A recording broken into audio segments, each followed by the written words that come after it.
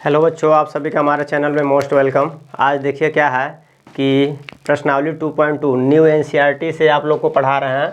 यानी new NCERT book 2024 का जो लेटेस्ट वर्जन वाला बुक आया है उससे पढ़ा रहे हैं। प्रश्नावली 2.2 क्या है कि जो नए वाला बुक है, जो न्यू एनसीईआरटी है, उसमें क्या है कि कुछ प्रश्नावली को यानी क्वेश्चंस को कम किया गया है। कुछ क्वेश्चंस कम किए गए हैं, कुछ प्रश्नावली को भी कम किया गया है। तो इसीलिए लेटेस्ट वाला जो बुक है उसी से आप लोग को बता रहे हैं। प्रश्नावली 2.2 का फर्स्ट क्वेश्चन, प्रश्नावली 2.2 का पहला क्वेश्चन है। पहले क्वेश्चन में 6 पार्ट दिया है। 6 पार्ट में आज आप लोग को दूसरा पार्ट करा रहे हैं, ठीक है ना। दूसरे पार्ट का देखिए सवाल कराएंगे और दूसरे पार्ट को इस तरह से बताएंगे कि शायद ये 10 मिनट का वीडियो होगा, इससे ज़्यादा नहीं होगा, 10 या मैक्सिमम 15 मिनट का। अगर ये आप लोग अच्छे से पढ़ रहे हैं तो शायद इतना इसमें जो 6 पार्ट दिया है, बाकी 5 पार्ट अपने से आप लोग बना लेंगे, ठीक है ना।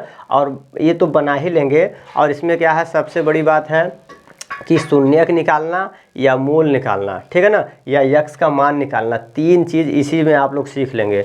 शून्यक निकाल सकते हैं, उसी से मूल निकाल सकते हैं, और इसके बाद यक्स का मान, ठीक है ना। जिसमें आप लोग गुणनखंड पढ़ेंगे ना, तो ये आप लोग सीख जाएंगे, तो यहाँ से गुणनखंड भी करना सीख जाएंगे। चलिए 10 मिनट के वीडियो में 3 चीज़ सिखाएंगे और यहाँ पे शून्यक भी सिखाएंगे कि गुणांक भी निकालना सिखा देंगे। गुणांक कैसे निकाला जाता है, तो यानी शून्यक निकालना सिखाएंगे, और इसके बाद गुणनखंड भी विधि से यानी यक्स का मान निकालना सिखाएंगे, और इसके बाद मूल निकालना सिखाएंगे, और इसके बाद गुणांक। तब और इसके बाद लास्ट में 4 चीज़ तो बता ही देंगे, और इसके बाद गुणांक और शून्यक में क्या संबंध है उसको भी बताएंगे। चलिए देखिए इसमें क्या है, यानी सेकेंड वाले को बता रहे हैं। सेकेंड वाला क्या है, यानी कि सेकेंड में दिया हुआ है 4s² माइनस 4s और प्लस के 1 ये दिया हुआ है। इसको हल करेंगे, इसमें क्या करेंगे, देखिए इसका हल करेंगे, सॉल्यूशन करेंगे। तो इसमें आपका ये द्विघात बहुपद दिया है। तो इस द्विघात बहुपद में क्या होता है कि जो भी अचर पद होता है, क्या होता है, अचर पद। अचर पद वाले का जो x² वाले में मल्टीप्लाई करते हैं। क्या करते हैं, मल्टीप्लाई करते हैं। तो ये अचर पद हमारा है ना, अचर पद का x² वाले में मल्टीप्लाई करेंगे तो क्या करेंगे, इसका इसमें जब मल्टीप्लाई करेंगे, एक का किसी संख्या में मल्टीप्लाई करते हैं तो वही संख्या आ जाता है, 4s² आ जाएगा। अब इसको ऐसे 2 पार्ट में तोड़ना होता है कि इन दोनों पार्ट को जब आपस में जोड़ेंगे या घटाएंगे, दोनों पार्ट को जोड़िए या घटाइए तो ये बीच वाला आना चाहिए, ठीक है ना। तो देखिए तोड़िए इसको, तो तोड़ेंगे 4s² को, तो ये बीच वाला कैसे आएगा बताइए। इस बीच वाले को लाने के लिए क्या करेंगे बताइए, इसमें लिखेंगे आप 2s। इन दोनों को जब जोड़ेंगे तो क्या आएगा बताइए, जब जोड़ेंगे तो 4 आएगा, 4s आएगा। लेकिन हमको यहाँ पे चाहिए माइनस, क्या चाहिए, -4s चाहिए। तो माइनस अगर चाहिए हमको तो दोनों में क्या कर दीजिए, माइनस कर दीजिए, माइनस माइनस, ठीक है। जब माइनस माइनस कर देंगे तो दोनों माइनस माइनस वैल्यू जो है आपस में जुड़ के -4s आ जाएगा। अब यहाँ तक तो ये सही हो गया। अब इसके बाद इन दोनों का आपस में गुणा करने पर ये वाला आना चाहिए, ठीक है ना। तो -2s का -2s में जब गुणा करेंगे तो +4s² आएगा। इसका मतलब हमने सही ब्रेक किया है, सही इसको तोड़ा है, ठीक है ना। अब इसको देखिए तो बदलिए, यहाँ से बनाएंगे तो लिखेंगे, क्या लिखेंगे, 4s² माइनस के 2s माइनस 2s और प्लस के 1। अब 2 पार्ट को एक साथ रखेंगे, 2 पद को एक साथ लेके इसमें से कुछ उभयनिष्ठ जो होगा उसको बाहर करेंगे, कॉमन करेंगे, ठीक है ना। तो देखिए यहाँ 4s है और यहाँ भी 2s है, तो 2s इसमें है तो 2s इसमें भी है, तो दोनों में से 2s को बाहर कर लेंगे। जब 2s को बाहर करेंगे, जब यहाँ से 2s को बाहर करेंगे तो बचेगा क्या, 2s बचेगा, ठीक है ना। और यहाँ से 2s को बाहर करेंगे तो 1 बचेगा। यहाँ तक बताइए समझ में आया, ठीक है। और थोड़ा सा नहीं समझ में आया तो आप लोग अपने से प्रैक्टिस करिएगा, ठीक है ना। अब यहाँ पे देखिए जब दूसरा वाला जो ब्रैकेट बनाएंगे तो दूसरे वाले ब्रैकेट में यानी जो पहला वाला ब्रैकेट है उसी तरह से दूसरा वाला ब्रैकेट वहीं आना चाहिए, सेम, ठीक है ना, चिन्ह के साथ सेम आना चाहिए। तो इसमें क्या करेंगे, तो इसमें लेंगे -1 कॉमन कर लेंगे। जब माइनस इसमें से कॉमन कर लेंगे तो बचेगा 2s बचेगा, और यहाँ पे देखिए जब इसमें से माइनस कॉमन कर लिए तो ये प्लस बच गया, और यहाँ तो प्लस है तो इसमें से जब माइनस कॉमन करेंगे तो ये माइनस हो जाएगा, -1, ठीक है। बताइए यहाँ तक समझ में आया। अब देखिए अब 2s यहाँ है और अब देखिए इन दोनों में ये कॉमन हो जाएगा। इन दोनों में अगर देखा जाए तो ये 2s - 1 ये ब्रैकेट वाला कॉमन हो जाएगा। 2s माइनस 1 कामन कर लेंगे तो दूसरे ब्रैकेट में a और ये बच जाएगा, तो 2s माइनस के 1 बच जाएगा। ठीक है, ये हमारा क्या आ गया। अब हमको निकालना है शून्यक। क्या निकालना है? शून्यक। जब शून्यक निकालना हो तो इसको इक्वल टू 0 कर देंगे। क्या कर देंगे? 0। जब 0 कर देंगे तो देखिए निकालिए फिर क्या निकलेगा यहाँ से।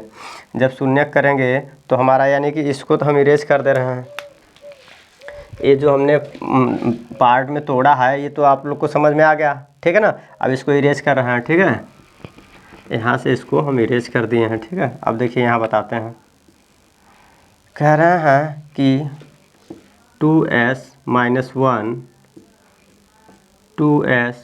1 इक्वल टू 0 है।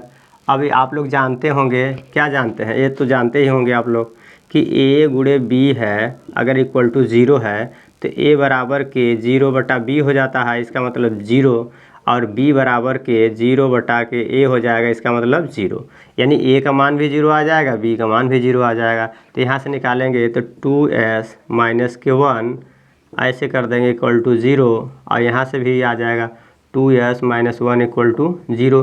दोनों सेम है। ठीक है ना, तो यहाँ से क्या है, अब कोष्टक तोड़ेंगे तो कोष्टक तोड़ेंगे तो आ जाएगा 2s माइनस के 1 इक्वल टू 0।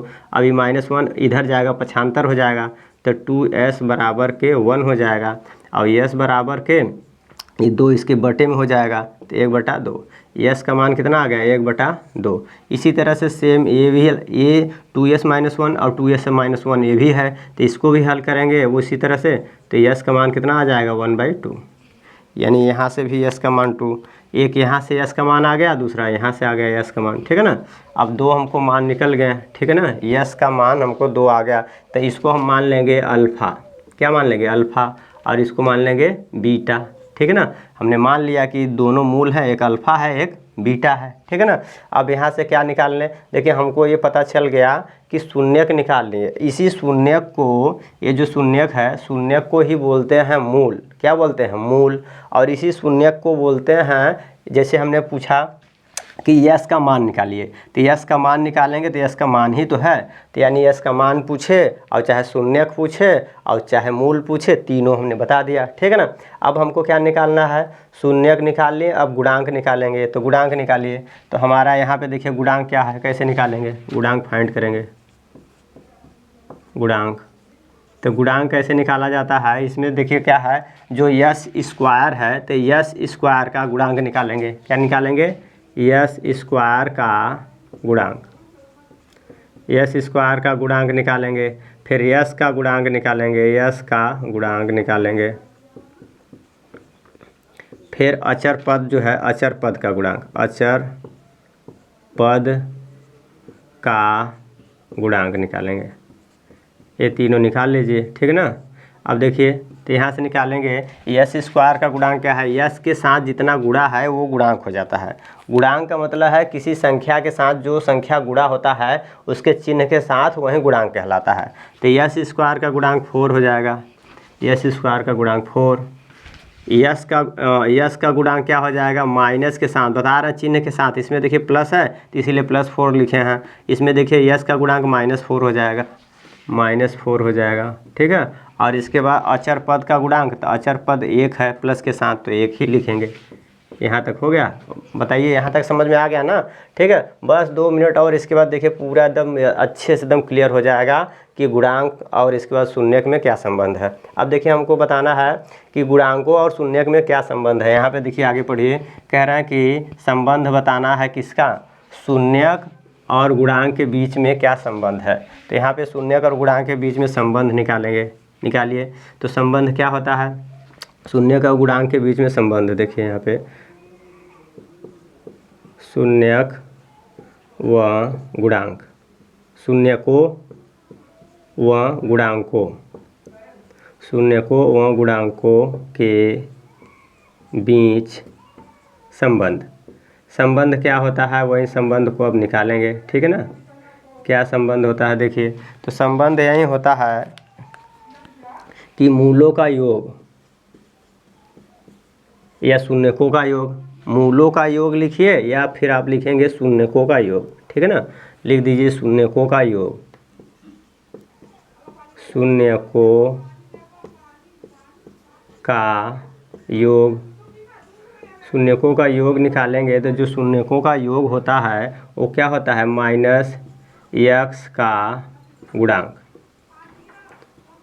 एक्स का गुणांक और बटे एक्स स्क्वायर का गुणांक,